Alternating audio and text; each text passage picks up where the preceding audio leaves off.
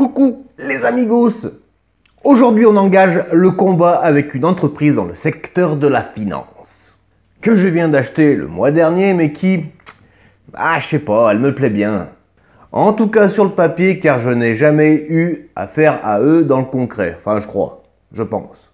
Cette boîte est américaine évidemment et son nom c'est Ameriprise Financial. Oula, boîte 100% capitaliste. Oui, la base mon ami.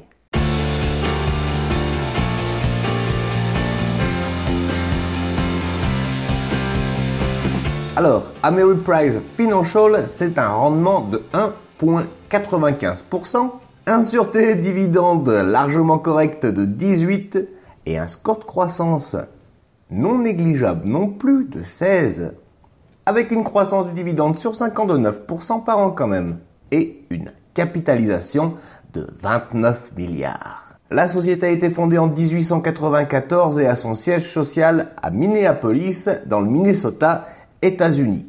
Sans surprise, la société fournit divers produits et services financiers à des clients particuliers et institutionnels aux États-Unis et à l'étranger.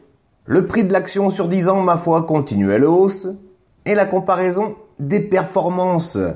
L'entreprise a fait un petit plus 4% quand le S&P 500 faisait moins 6. Et un retour sur 5 ans de plus 139% quand le S&P 500 par exemple faisait 63. Clairement, elle a surperformé les 500 plus grandes entreprises américaines. L'historique du dividende, mon garçon. Sans interruption depuis 17 ans à la fréquence de 4 fois par an pour un montant annuel à terme à 5 $ tout rond. Donc une action coûte environ dans les 250 €. Et la santé de l'entreprise. En 2021, son ratio de distribution était de 19,51%, son ratio de distribution FCF de 16,26%, un ratio de couverture des intérêts à 7,72% et une dette des capitaux propres à 0,91.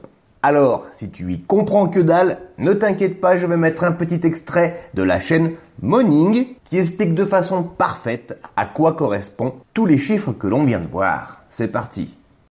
Ici, dans la section santé, Morning vous montre le ratio de distribution des bénéfices, qui est le pourcentage des bénéfices nets versés sous forme de dividendes.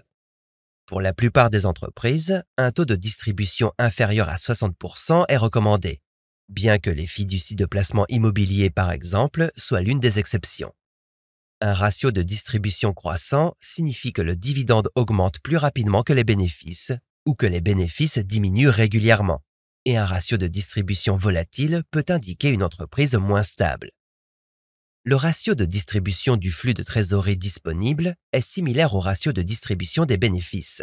C'est le pourcentage du flux de trésorerie disponible versé sous forme de dividendes. Encore une fois, pour la plupart des entreprises, nous préférons voir un taux de distribution inférieur à 60%. Contrairement aux bénéfices, le flux de trésorerie disponible mesure le montant d'argent réel qu'une entreprise génère après réinvestissement et qui peut être réellement utilisé pour verser des dividendes. Il peut être volatile, mais les entreprises les plus sûres couvrent régulièrement leurs dividendes avec du cash flow libre.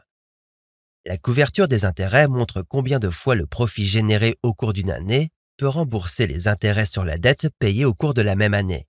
Si une entreprise est trop endettée, les paiements d'intérêts peuvent peser lourdement sur sa trésorerie et exercer une pression sur les dividendes attendus. Idéalement, ce nombre devrait être supérieur à 8. Le ratio dette sur capitaux vous indique la proportion du financement d'une entreprise qui provient de la dette, par opposition aux capitaux propres. Les entreprises qui dépendent fortement de la dette pour financer leurs opérations peuvent être plus susceptibles de rencontrer des problèmes si les conditions commerciales s'affaiblissent, généralement en raison de paiements d'intérêts et de remboursements de dettes plus élevés. Généralement, jusqu'à 1,5, ce ratio est plutôt acceptable, tandis que tout ce qui dépasse 2 est considéré comme élevé. Alors, qu'est-ce que t'en penses de celle-là? Je le dis pas souvent, mais dis-moi ce que t'en penses dans les commentaires, amigo. Qu'est-ce que toi tu ferais devant cette entreprise? Je suis sûr que ton avis est intéressant. Pour le reste, tu peux retrouver tous les sites que j'ai utilisés en description. C'est gratos, de toute façon, j'ai rien à vendre. Oui, enfin bon, c'est de l'affiliation quand même. Oui, oui, et tout le monde y gagne, non, il me semble. Oui, oui, c'est sûr. Bon, bah voilà. Alors c'est bon. Allez, ciao les gens, à demain. Tchou.